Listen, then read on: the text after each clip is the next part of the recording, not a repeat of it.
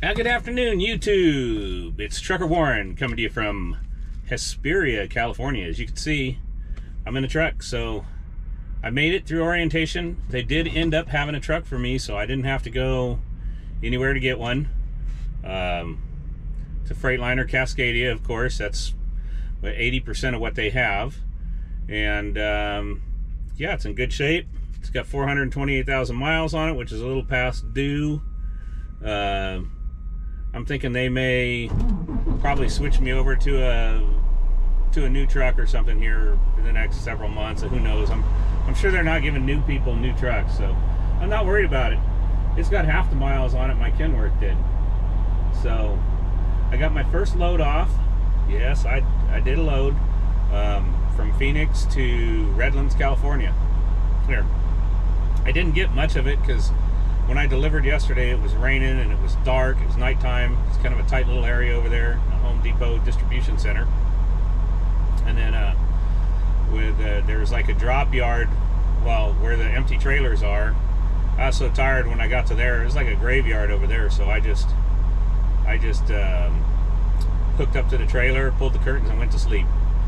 But anyway, I'll insert a little bit of video. You want to see a little bit of video where I picked up? All right, here it is. Well, all right, YouTube. Good afternoon. It is 11:30 in the morning here in Phoenix. I've been backed up to the dock for about an hour and a half. This is my first load with Crete. So, yes, I did get my truck, and I'm backed up to get my first load right now. As you can see, if you can see in the mirror, that first of all, I didn't have much space over here to get started backing. And then it's next to a narrow wall, so challenging first back for me, considering I haven't backed a trailer into a dock now. Haven't backed one into a dock in almost 3 years. 3 years. And I backed my RGN, but that's a whole different ball game there. You can see across it too, whereas this is, you got a house next to you, as my brother says, trying to look through a house at the side of this trailer here. But anyway, that's it, and we're headed to Redlands, California. So all right, so far so good. It's a little bit of learning, you know. Automatic obviously drives completely different than a stick. This adaptive cruise control. I followed a guy for an hour yesterday wondering how I could stay so consistently 264 feet behind him, and realized it was the cruise control had slowed down. So I was following a night guy at like 64 miles an hour, but consistently kept 264 feet away from him. And so every time, this was in Arizona, so I wasn't in California speeding or anything, but every time a car cuts in front of you or something, it backs off the cruise control. It's kind of a pain, but it is what it is. Hey, you guys want a truck tour?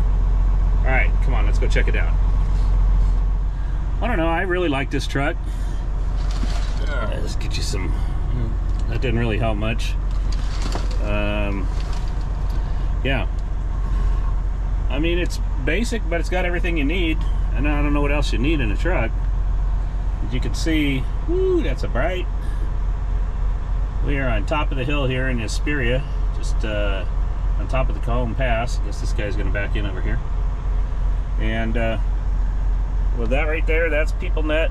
That's how we do our navigation and our e-logs, and send in our empty call, loaded call, get all our information. It's kind of like equivalent to the Qualcomm, if you're familiar with that. You can see we got plenty of cabinets, plenty of storage. We get some books in here. I don't have all my stuff yet. I'll get it the second week in February. You got a bunch of storage up top here. Got some storage here. This is for the CB. We got more cabinets right here.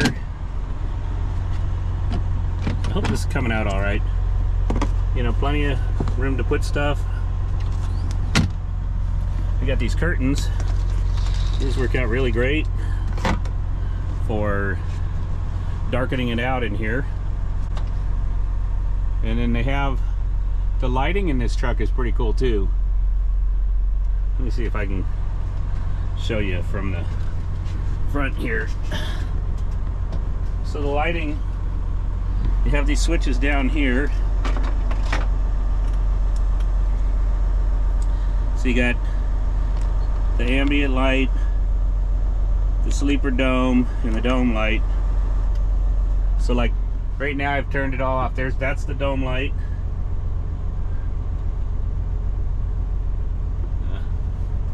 That's the ambient light. And then that's the sleeper dome light. Makes it really nice and bright up there. And so while we're here, there you can see those cabinets again I was talking about. It's a little more lit up.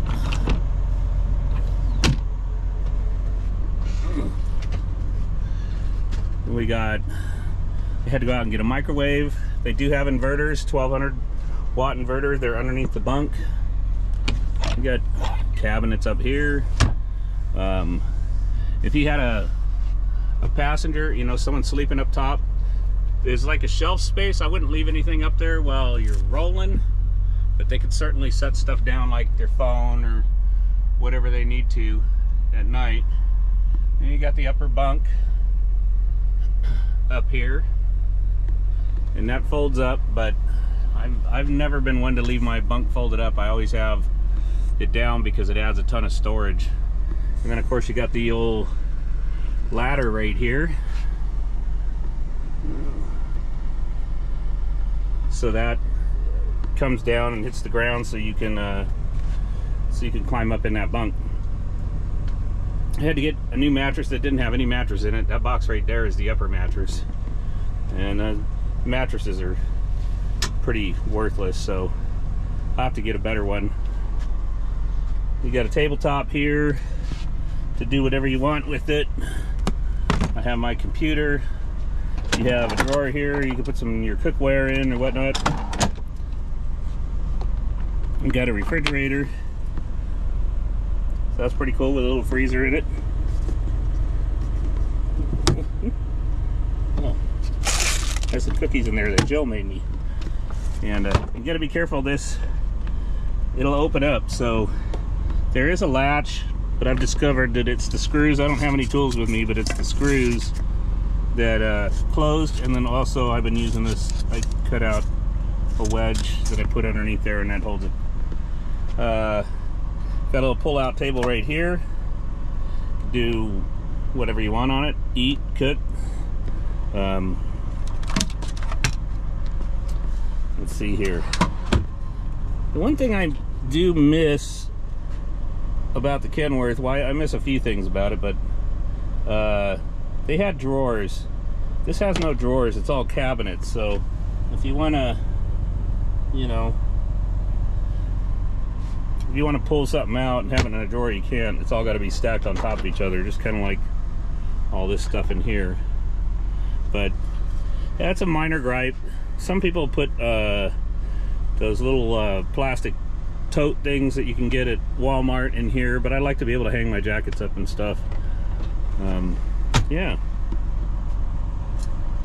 So, oh, and then there's a ton of storage underneath the bunk here, and it takes a couple hands. You got this latch right here, and then you got to pull up on it with the other hand. So there is a ton of storage under here. That's the S-bar heater. It's a diesel fired heater.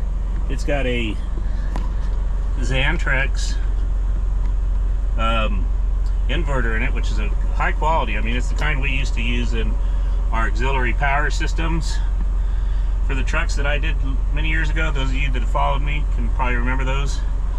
And they're also part of Schneider Electric right now, which is what a lot of people use for their home off-grid stuff. So they've been around for a long time. And then that, you can access this section here from the door outside. And the other thing, I don't know if you heard, the truck started on on me while I was talking to you earlier, but you have climate control back here, and we put it, they don't have APUs, but they have what's called OptiIdle. So you could set this up to turn on and off based on your comfort levels, you know, what temperature that you want, and also power consumption. When the batteries get low, it'll start up. And this right here, that is the controller for the bunk heater if you needed to run the heater for, you know, because it's cold out. They don't have windows back here. They got these little pop-open vents, which I actually kind of like. But I tell you what I do miss, another thing about the Kenworth, is they had a door back here. So when you go shopping, you open the door and you can throw all your stuff in the bunk.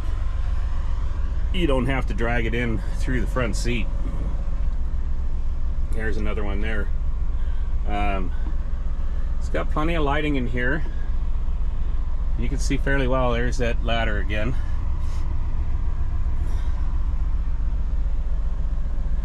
Well, it just takes a little while to make it home, a home, I should say. All right, folks, well, that's going to do it for the tour and the update of coming on to Crete. I just want to tell you, so far they've been very welcoming and very accommodating. I have a load booked for Monday morning to go up to West Valley City, Utah, which is right next to Salt Lake. And they actually gave me a choice, either go to Portland today or wait until Monday. Today is Saturday, or wait until Monday. But this truck, it has some things that need to be taken care of that they could do at Salt Lake, so I wanted to go up to Salt Lake, so I opted for the load on Monday to Salt Lake. So, alright, well, more on that in the next video. In the meantime, hey man, if you enjoy what you see, go ahead and give it a like, give it a subscribe, and you know, any questions that you have about Crete. Oh, by the way, my driver code is LARWA. LARWA. If you're thinking about coming to Crete, you have any questions about Crete, feel free to ask me down in the comment section. I'll be more than happy to talk to you about it. Alright, until next time, this is Trucker Warren saying, keep the bugs off your glass and the bears off your, well, you know.